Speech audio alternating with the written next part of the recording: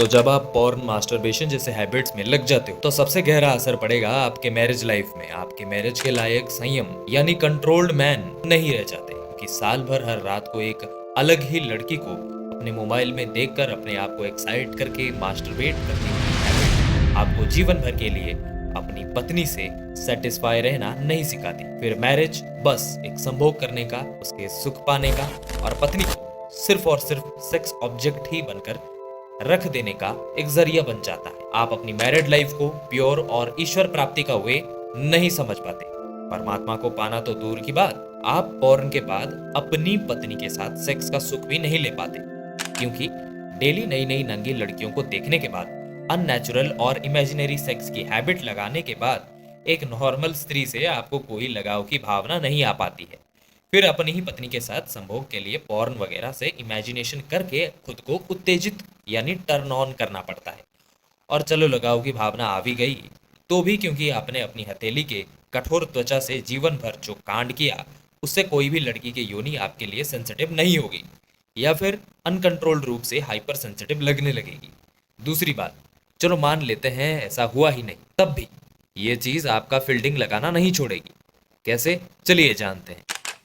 तो क्योंकि आप इन संभोगों की इच्छाओं के स्लेब बन गए हो, इसीलिए यदि आपकी पत्नी संस्कारी नहीं है तो आपकी इच्छाओं का फायदा उठाकर आपको बर्बाद कर देगी, और अगर पत्नी संस्कारी हुई तो आप इस अनकंट्रोल्ड अननेचुरल सेक्सुअल डिजायर की वजह से आप उसका लाइफ बर्बाद कर दोगे। और अगर आपकी शादी नहीं हुई है तब तो भाई मेरे सबसे खास ध्यान रखने की जरूरत आपको है, क्योंकि जो असंयमी होते हैं यानी खुद पर कंट्रोल नहीं रख पाते, मतलब जैसे ए हे रहा नहीं जाता, तड़प ही ऐसी है ना, इस टाइप के, तो वो लोग आसानी से सुंदरता के जाल में फंस जाते हैं और लड़की में सुंदरता के पार कुछ देख ही नहीं पाते। जब सिर्फ सुंदरता को ध्यान में रखकर कोई शादी करता है, बिना ये देखे कि लड़की का कैरेक्टर कैसा है, नेचर कैसा है, उसके हैबिट्स क्या क्या हैं, उसके डिजायर्स क्या क्या हैं, उसका अपने खुद के फैमिली के लिए बिहेवियर कैसा है, तो ऐसे में लड़का शुरुआत के कुछ दिन मजे ही मजे, बट उसके बाद भयंकर सजे भुगतता रहता है। जीवन भर के लिए पछताने के अलावा उसके सिवा और कुछ नहीं रहता। सो मैरिज का डिसीजन लाइफ के सबसे बड़े डिसीजन में से एक है। जीवन के हर एक फील्ड में इसका इफेक्ट दिखता है।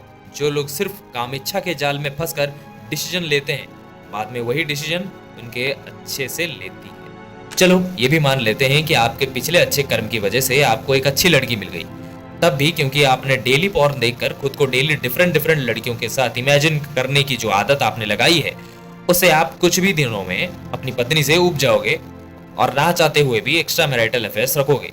भले ही तुम अपनी पत्नी से कितना प्यार करते हो, बट तुमने जो सालों पहले जो गंदी आदत लगाई है, अब वही आदत तुम्हारे मैरिड लाइफ की फील्डिंग लगाएगी। भाई मेरे, ये तो कुछ भी नहीं है।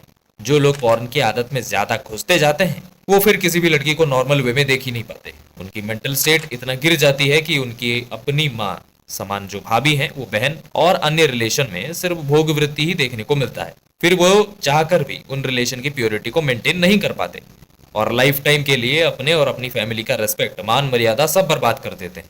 सबसे भयानक हालत तो तब होते हैं जब आपको पता भी नहीं होता कि ऐसे काम को करते करते कब आपकी हवस के रिलेशन, उसकी बात तो छोड़ो, आपने स्पीसीज के रिलेशन को भी तोड़ दिया, अपने जेंडर के रिलेशन को भी तोड़ दिया, अपने जेंडर प्रेफरेंसेस और स्पीसीज के प्रेफरेंस को भी चेंज कर दिया। जी हाँ, सुनने में जब ऐसा लग रहा है और लगता ही कि नहीं होगा, कि नहीं भाई मुट्ठल तो मैं भी हूं, लेकिन इतना नीचे तो नहीं गिर सकता, तो ऐसे इल्यूजन में मत रहो मेरे भाई, निकलो वहां से। ये रिसर्च तक हो चुकी है कि एक्सेस मास्टरबेशन से बॉडी में जो हार्मोनल इम्बैलेंस होता है, उससे इंसान का जेंडर प्रेफरेंसेस चेंज हो जाते हैं, जिसका स्टार्टिंग हार्डकोर टेंडेंसी से होके होमोसेक्सुअलिटी और फिर एनिमल्स के साथ सेक्स तक की भी पहुंच जाता है संभावना। समझे? ये तो बस शुरुआत है और इससे जो घिनौनी हरकत का कोई एंडिंग है ही नहीं। और ऐसा भी नहीं है कि वीर्यनाश से सिर्फ इसी मेटेरियलिस्टिक वर्ल्ड में, इसी जन्म में आपका इफेक्ट करेगा और अगले जन्म में नहीं करेगा। ठीक है, ये चीज आपको आपके स्पिरिचुअल जर्नी में इफेक्ट नहीं करेगा, ऐसा भी नहीं है। ठीक है, ये चीज आपको आपके स्पिरिचुअल जर्नी में इफेक्ट बहुत बुरी तरह से करता है और रोक देता है, और इसी हद तक असर करता है कि जन्म जन्म तक इसका इफेक्ट अपने साथ आप लेके घूमते रहते हो। कैसे, ये हम अगली वीडियो में बात करेंगे। तब तक के लिए जय श्री कृष्ण, हर हर महादेव।